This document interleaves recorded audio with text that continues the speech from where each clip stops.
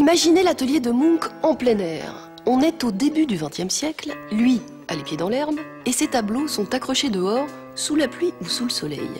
Munch disait faire subir un traitement de cheval à ses toiles. Jusqu'au 9 janvier, l'œuvre de Munch est au chaud, au Centre Pompidou à Paris, et nous avons déambulé dans l'exposition avec 3 visiteurs d'exception.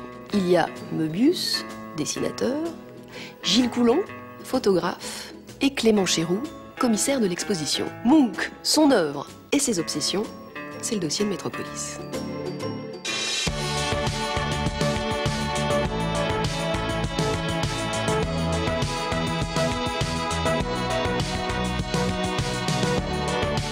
Dès la fin du XIXe siècle, Munch répète ses premiers motifs. Il va peindre 6 fois les jeunes filles sur le pont. Il va faire une douzaine de vampires, une douzaine de baisers.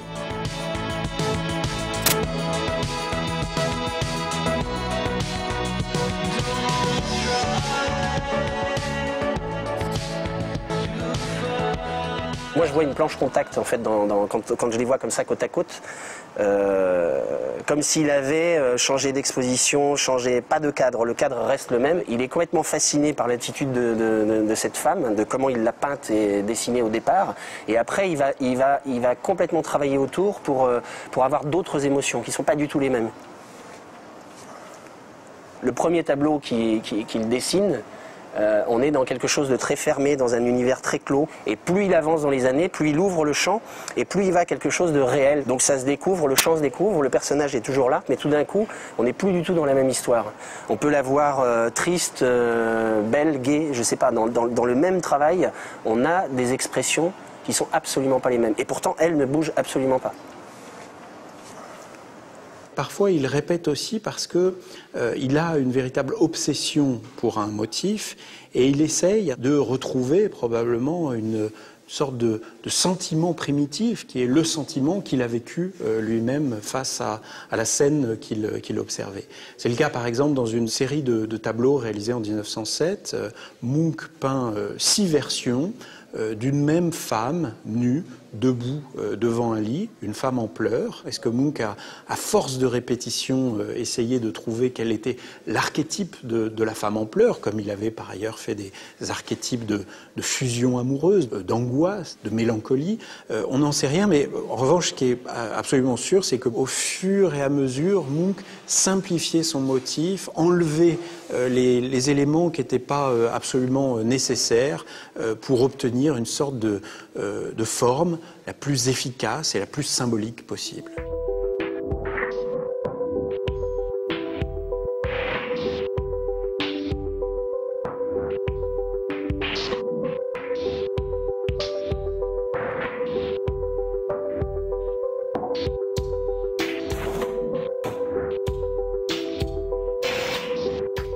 Ça, c'est assez rigolo comme peinture, parce que je me rends compte qu'il a fait un paysage à somme toute banal, et une fois que le paysage a été terminé, il a rajouté ça. Parce que le visage, en fait, c'est la route. Et dès qu'il a eu fait ce visage, ça a changé complètement la nature même de la peinture. Moi, ce qui me trouble là, c'est vraiment cette notion de décadrage avec le personnage qui est au premier plan, comme s'il n'était pas là, et à la fois, c'est ce qui donne toute la profondeur à la toile.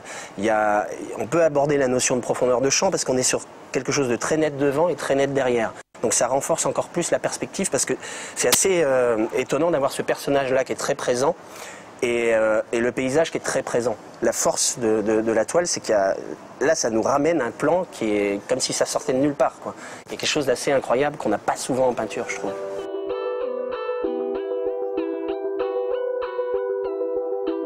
C'est quelqu'un qui pratique lui-même la photographie et le cinéma et qui surtout intègre cette modernité dans sa propre œuvre. On se souvient d'ailleurs que l'un des tout premiers films des frères Lumière, l'arrivée du train en gare de La Ciotat, avec cette locomotive qui s'avançait vers la caméra, avait fait fuir les premiers spectateurs. Et Munch a régulièrement utilisé cet effet optique particulièrement expressif, particulièrement dynamique d'un motif qui se jette littéralement sur le regard.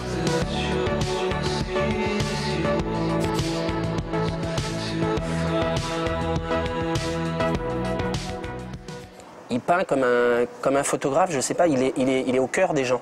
Il n'est pas dans la notion de distance. Cette toile-là, elle ne tiendrait pas s'il était à 20 mètres derrière. Donc on sent qu'il est là. Les gens lui passent sur le côté comme ça. Et lui, il arrête ce moment-là. Et ça, je pense que c'est dans un tableau comme celui-là, c'est évident, quoi.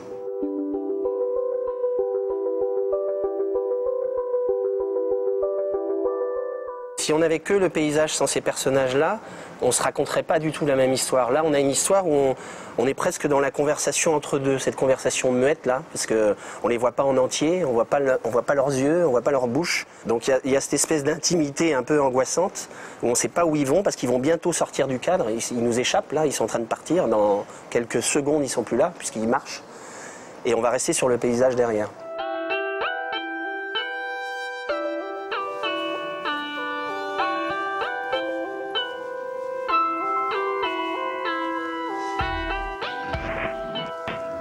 Voilà, celle-là j'adore.